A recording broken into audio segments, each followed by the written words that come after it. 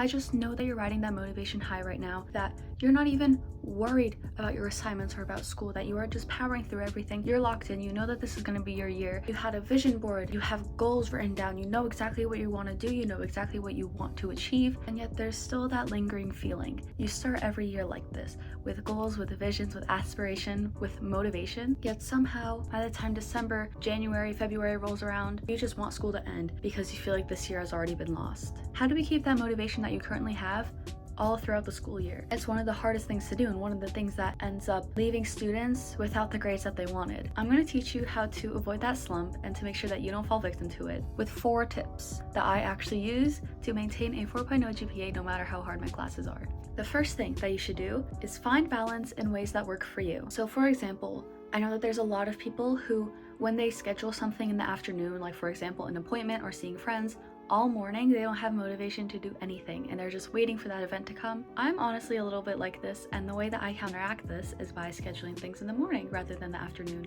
So then I don't waste my whole day just waiting. I get it done in the morning, and then in the afternoon I can do whatever I want. That is what I mean by find balance in a way that works for you. Another thing that I do is I leave Friday afternoons and Saturdays open for just like resting, seeing friends, baking, cooking, whatever I want to do, like my hobbies and stuff. I don't do work during car rides. I always listen to music. I talk to my mom or just like stare out the window, like whatever I want to do.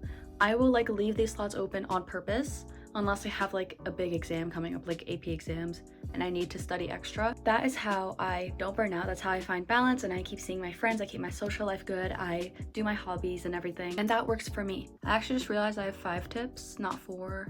I gave you an extra bonus one. Second, find support or something to work against. So I kind of utilize both of these in a different way. For me, I use support to build routines, stay healthy and consistent with my work, and just not letting myself kind of fall into a slump. Like for example, when tennis season ends, I'm going to meet with my friends at the library the same day every week. I have goals that I make with my friends, like with Caitlin, who I featured in my videos before. We do planks. However, when it comes to things like short-term, intense, important, big projects, that is when I have something working against me. Usually I try to work out of spite because that's a really good motivator, although it is not good for long term and you shouldn't use it too much. For me, I find it helpful if I use spite to motivate myself for short-term, important big projects. So for example, if you have an exam next week, didn't really study for it, you're not ready, use spite. Pick someone, decide that you need to do better than them, and get to work. But use that sparingly, because spite and hate and competition will probably stress you out more than it will help you. Third, find purpose in what you're doing.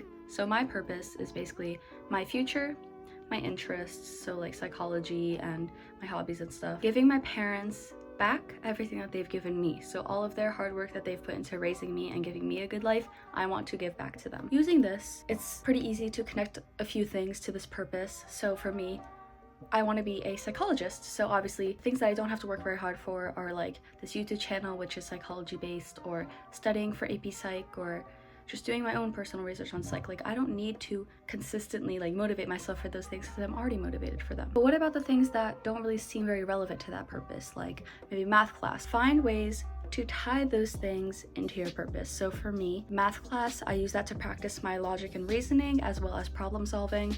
Rather than trying to focus on specific equations and just getting the numbers right, I try to focus on the overall concept and seeing what skills I can get from it. And whatever way that means for you, find a purpose, find meaning, and connect anything that you really need to focus on into that purpose and meaning to build motivation to do it, or at least to make it more tolerable. Fourth, make your environment support your goals. So a lot of people have been calling the book Atomic Habits performative lately, and I can see where it comes from, but I read that book last year and I thought that it had a lot of great advice, and this is one of the pieces of advice in that book. So if you're studying with a friend that would rather talk to you instead of do their work, that's going to be a distraction, and maybe you shouldn't work with that friend, and change your environment a bit. If your desk is a mess and is leaving no room for you to actually do work at it, you should probably clean your desk and change your environment so it promotes a good work ethic. If you have a video game tab or a social media tab open right next to an assignment tab, do you really think you're going to be that focused? I always have my to-do list and my camera open, right there.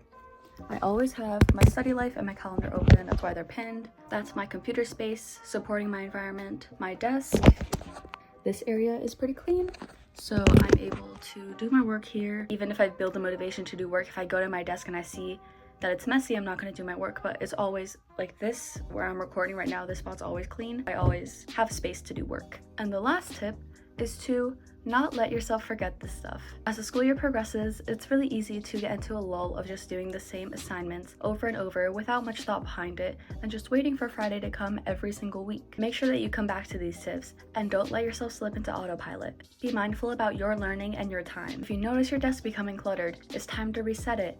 If you notice you start to dread things like math, try to realign yourself with your purpose and find meaning again. Whatever it is, motivation is ultimately in your hands. So make sure that you keep it in check because it's not something that's just going to come automatically. You need to actively work and cultivate it. Thank you so much for watching. I hope you enjoyed and I hope that this was helpful. Please subscribe for more meaningful content. I love you so much. Have an amazing day. Bye!